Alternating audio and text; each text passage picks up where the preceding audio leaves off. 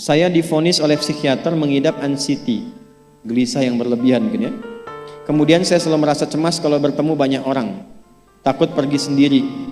Tetapi Quran surah Al-Anbiya 83, alhamdulillah kecemasanku berkurang. Pertanyaannya, bagaimana caranya supaya anxiety itu tidak pernah kambuh lagi? Gini, Quran surah ke-51 ayat 49. Wa min kulli syai'in khalaqna zawjaini la'allakum tadhakkarun. Segala hal itu aku ciptakan, kata Allah, berpasangan supaya engkau sadar cuma aku yang tidak punya pasangan.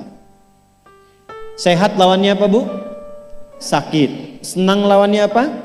Sedih. Gelisah lawannya apa? Tenang. Maka kalau ada kegelisahan, kecemasan berlebihan, apa yang disebut dengan anxiety ini, maka cari lawannya. Apa lawannya? Tenang. Amalan apa yang banyak memberikan ketenangan, itu terapinya. Apa dalam Quran ayat-ayat dan amalan yang membantu menghadirkan ketenangan? Satu, saya tulis cepat. Dan saya sudah pernah sampaikan ini dan alhamdulillah insya Allah banyak manfaatnya.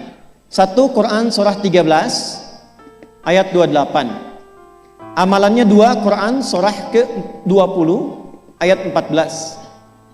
3, Quran surah ke-4 ayat 103. 4, Quran surah ke-15 ayat 9. 5, Quran surah ke-54 ayat ke-17, 22, 32, 40. Ini untuk anxiety atau kecemasan berlebihan.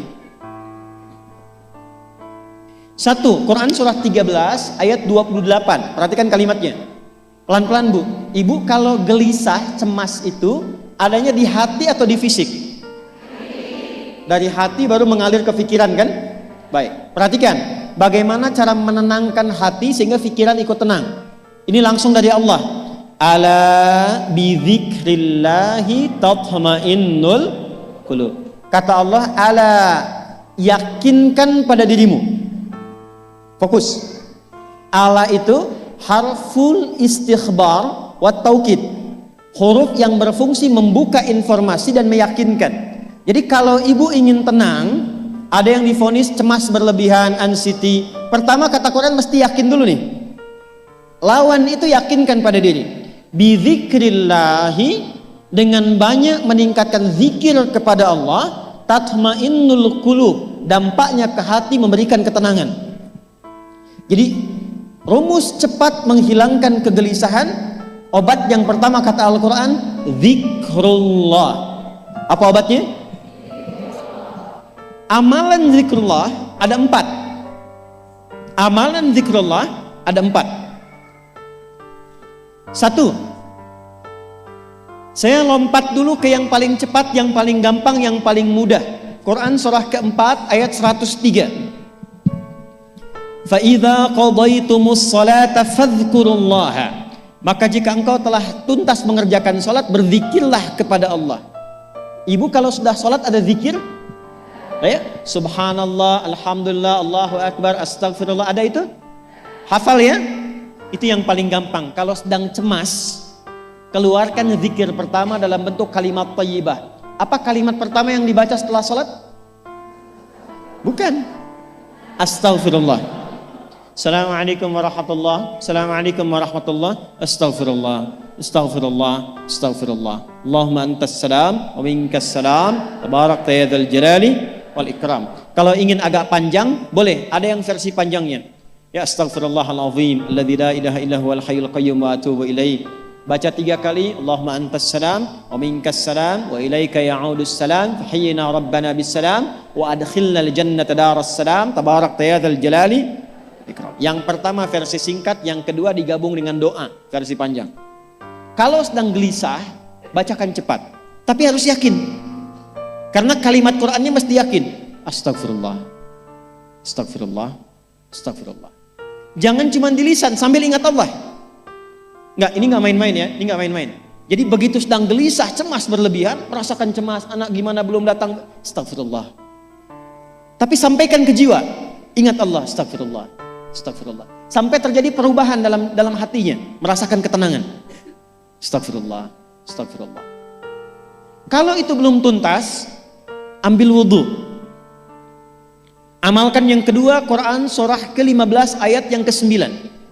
Inna nahnu nazzalna dzikra wa inna lahu lahafidhun. Dengan keagunganku aku turunkan Al-Quran itu sebagai zikir. Nah, Quran disebut oleh Allah sebagai zikir. Di antara fungsinya memberikan ketenangan pada jiwa. Ibu kalau sedang cemas, istighfar, masih ada sisanya wudhu, ambil mushaf menghadap kiblat. Baca, Bu. Apa yang terjadi? Nanti akan terjadi Quran surah ke-8 ayat kedua. Saya belum tuliskan karena ini detailnya.